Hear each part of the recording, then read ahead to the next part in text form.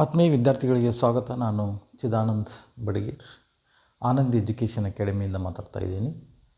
ನಾವು 8ನೇ ತರಗತಿ, 9ನೇ ತರಗತಿ, 10ನೇ ತರಗತಿ ಮತ್ತು PUC ಪ್ರಥಮ ವರ್ಷ ಮತ್ತು ದ್ವಿತೀಯ ವರ್ಷದ ವಿದ್ಯಾರ್ಥಿಗಳಿಗೆ ಕನ್ನಡದಿಂದ ಸುಲಭವಾಗಿ ಇಂಗ್ಲೀಷ್ ವ್ಯಾಕರಣವನ್ನು ಕಲಿಯೋದ್ರ ಬಗ್ಗೆ ವಿಡಿಯೋಗಳನ್ನು ಮಾಡ್ತಾಯಿದ್ದೀವಿ. ಹಿಂದಿನ ವಿಡಿಯೋದೊಳಗೆ ಟೈಪ್ಸ್ ಆಫ್ ಅಡ್ವರ್ಬ್ಸ್ ನೋಡಿದ್ದೀವಿ. ಇವತ್ತಿನ ವಿಡಿಯೋ ಬಂದು ಪ್ರಿಪೋಸಿಷನ್ಸ್ ನೋಡೋಣ.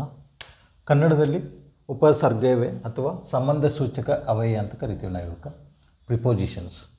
Prepositions are precise expressions. Prepositions are precise expressions of position or movement in a certain direction. They are used before noun or pronouns. Prepositions are precise expressions of position or movement in a certain direction. They are used before nouns or pronouns. ಅಂದರೆ ಒಂದು ವಸ್ತು ಅಥವಾ ವ್ಯಕ್ತಿಗೆ ಇನ್ನೊಂದು ವಸ್ತು ಅಥವಾ ವ್ಯಕ್ತಿಯೊಡನೆ ಕ್ರಿಯೆಯೊಂದಿಗೆ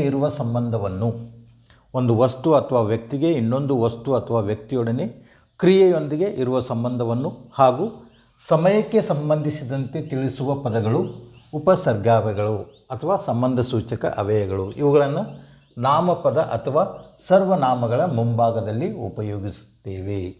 ಇವುಗಳನ್ನು ನಾವು ನಾಮಪದ ಅಥವಾ ಸರ್ವನಾಮಗಳ ಮುಂಭಾಗದಲ್ಲಿ ನಾವು ಉಪಯೋಗಿಸ್ತೇವೆ.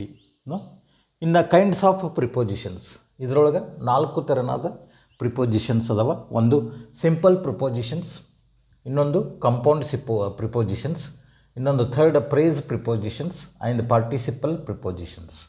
Simple prepositions, compound prepositions, phrase prepositions ಮತ್ತು ಪಾರ್ಟಿಸಿಪಲ್ ಪ್ರಿಪೋಸಿಷನ್ಸ್. ಪ್ರಿಪೋಸಿಷನ್ಸ್ ಅಂದರೆ ಸಂಬಂಧ ಸೂಚಕ ಅವಯಗಳು.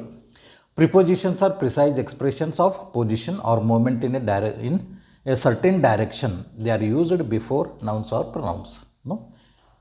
ಇದನ್ನು ಯಾವ ರೀತಿ ಬರ್ತವೆ ಒಂದೊಂದಾಗಿ ಮುಂದಿನ ವಿಡಿಯೋದೊಳಗೆ ನಾವು ಸ್ಟಡಿ ಮಾಡೋಣ. ಈ ಒಂದು ವಿಡಿಯೋ ನಿಮಗೆ ಲೈಕ್ ಆಗಿದೆ ಅಂತ ತಿಳ್ಕೊಂಡಿದ್ದೀನಿ.